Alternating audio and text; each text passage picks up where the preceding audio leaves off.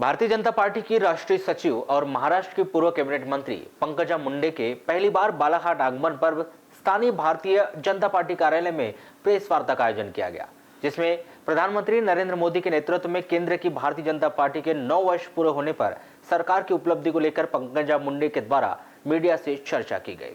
पंकजा मुंडे से महिला पहलवानों के विषय में पूछे गए सवाल पर उनके द्वारा कहा गया कि उनकी पार्टी और सरकार महिलाओं का सम्मान और महिलाओं की सुरक्षा एक तरफ है, क्योंकि गृह मंत्री के द्वारा उनसे चर्चा कर उन्हें विश्वास दिलाया गया है कि उनकी जो भी मांगे हैं उन पर जांच करवाकर उनमें निश्चित ही जल्द ही कार्रवाई कर दी जाएगी। उनसे पूछा गया कि जिस प्रकार पुलिस के द्वारा जो शिकायत है उस आधार पर कार्रवाई नहीं की गई, जबकि न्यायालय के द्वारा भी इसमें हस्तक्षेप कर दिया गया था। उस पर भाजपा के राष्ट्रीय सचिव के द्वारा कहा गया कि देश के गृह मंत्री उनके साथ में है तो भी जांच है वह निष्पक्ष होगी। इस पर देश के प्रधानमंत्री और गृह मंत्री इस विषय को देख रहे हैं। हमारे पार्टी की तरफ से और हमारी सरकार की तरफ से महिलाओं के सम्मान में अनेक काम और योजनाएं, पर महिलाओं का सम्मान एक तरफ है और महिलाओं के प्रति सुरक्षा न होना या उनके प्रति अपमान की भावना होना एक तरफ है। और इसके बारे में खुद हमारे गृह मंत्री ने इन पहलवानों से, महिलाओं से चर्चा की है और उनको एक विश्वास दिलाया है कि हम आपके जो भी आपकी मांग है उसमें योग्य जांच करके योग्य न्याय देंगे। तो मुझे लगता है ये विश्वास बनाने में कामयाब हुआ। जिस प्रकार से पुलिस को कार्रवाई करना था उस प्रकार से पुलिस ने कार्रवाई नहीं की, जबकि कोर्ट ने भी उसमें हस्तक्षेप किया हुआ था। देखिए, ये तो दोनों तरफ के लोग अपनी अपनी बात रखते हैं। मुझे लगता है कि जब देश के गृह मंत्री उनके साथ खड़े हैं और जो भी जांच है वो निष्पक्ष होगी और अच्छी तरह से होगी, जिसमें सच का साथ ही हमारे प्रधानमंत्री और गृह मंत्री देंगे। मैं बीजेपी की हूं लेकिन भाजपा मेरी पार्टी नहीं। इस बयान पर उन्होंने कहा कि आज कहीं न कहीं जो कार्यकर्ता है वह इस पार्टी में आए हैं, वह अलग अलग क्षेत्र से है, इसलिए भारतीय जनता पार्टी के हम हैं और भारतीय जनता पार्टी हमारी है, कोई इसका मालिक नहीं है, हम इसके चालक हैं। इस भावना से उनके द्वारा यह बयान दिया गया था कि भारतीय जनता पार्टी ये पार्टी ऐसी है कि जो पार्टी किसी व्यक्ति की नहीं, इस पार्टी कार्यकर्ताओं की, यही पार्टी है जो एक गरीब चूल्हे के सामने बैठने वाली माँ के पेट से जन्मे व्यक्ति को, जिसके पिता स्टेशन पे चाय बेचते थे, प्रधानमंत्री बना सकते। यही पार्टी है जो सामान्य कार्यकर्ताओं को न्याय दे सकती है। हमारे सारे मुख्यमंत्री, लगभग सारे मुख्यमंत्री और हमारे प्रधानमंत्री, हमारे मंत्रियों का प्रवास देखेंगे तो कोई राजनीतिक बैकग्राउंड से आए हुए सारे नहीं। इसलिए भारतीय जनता पार्टी के हम हैं। भारतीय जनता पार्टी हमारे किसी के हम उसके मालक नहीं, हम उसके चालक हैं। इस भावना से वो मैंने बयान किया। आंकड़े बढ़ा रही योजनाएं जो है धरातल तक की स्थितियों में है, इसको कभी जानने का प्रयास किया।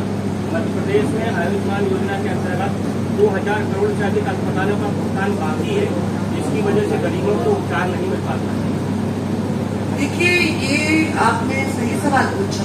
योजनाएं सिर्फ डिक्लेयर करने से नहीं होगा, ये मोदी जी भी विश्वास करते हैं, इसलिए उनका वॉर रूम, वो जब भी कोई योजना डिक्लेयर करते हैं तो उसका पूरा ब्यौरा रखते हैं। वो खुद बैठकें लेते हैं, खुद वहाँ के मंत्रियों से, मुख्यमंत्रियों से चर्चा करते हैं और नीचे स्तर तक ये योजना पहुंच रही है कि नहीं, इसका वो उसकी चिंता करते हैं।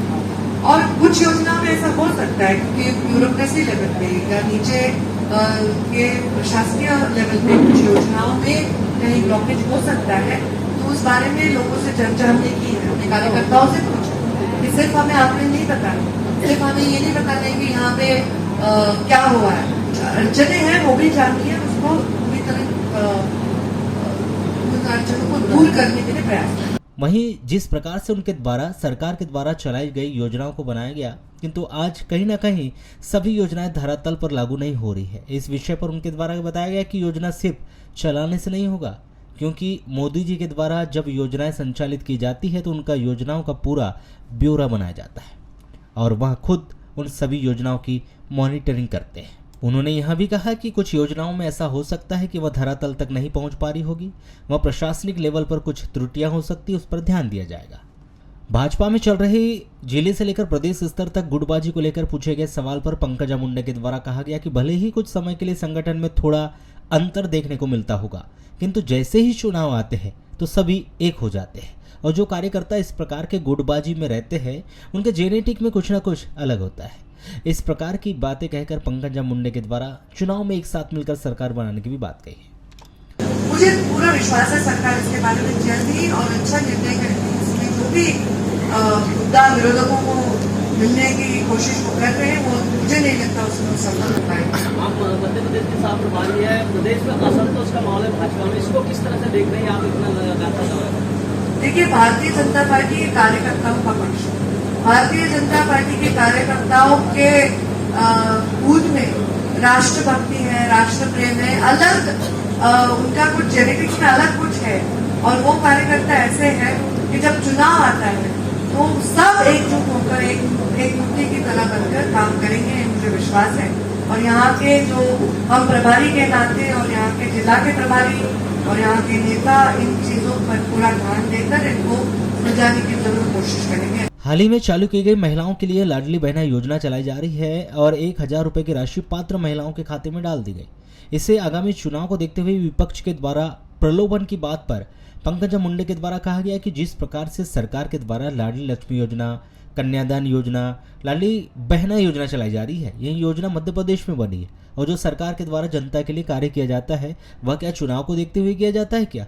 वहीं विपक्ष के द्वारा भी तो यह कहा जा रहा है कि उनकी सरकार आएगी तो वह महिलाओं को 1500 रुपए की राशि देंगे, तो यहाँ भी तो एक प्रकार का प्रलोभन हुआ।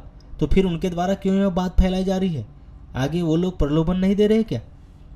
बाइट पंकजा मुंडे। वहीं महिलाओं पर हो रहे अत्याचार में प्रदेश नंबर 1 पर है। इस सवाल पर उनके द्वारा कहा गया कि भले ही वह यहाँ से नहीं है और यदि महिलाओं पर अत्याचार प्रदेश के किसी भी कोने या क्षेत्र में होता है तो वह पूरी तरह से गलत है और लोगों के द्वारा महिलाओं पर अत्याचार किया जा रहा है, उन्हें सजा का डर होना चाहिए। वहीं उन्होंने महिला अत्याचार पर हो रही शिकायतों को लेकर कहा कि जिस प्रकार से लोगों के द्वारा पुलिस में शिकायतें की जा रही है वह शिकायत बढ़ने की वजह से यह संख्या बढ़ी है और उसमें कहीं ना कहीं लोगों को न्याय भी मिला है, इस कारण यह संख्या बढ़ रही है। राहुल गांधी के द्वारा प्रदेश में 150 सीटें लाने की बात पर उनके द्वारा कहा गया कि हम राहुल गांधी के किसी भी दावे को सीरियसली नहीं लेते।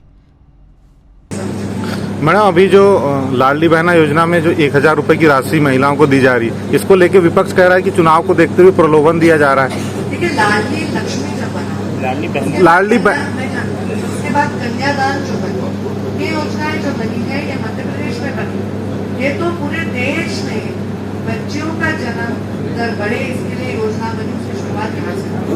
तो क्या हर काम जो हम जनता के लिए कर रहे हैं वो चुनाव के लिए कर रहे हैं, तो फिर विरोधक भी तो चुनाव के लिए हमारे कामों के बारे में गलत बातें फैला रहे हैं, तो वो भी तो बोल रहे हैं कि हम इतना देंगे, तो वो क्यों दे रहे हैं? ऐसे दाम में दे रहे हैं।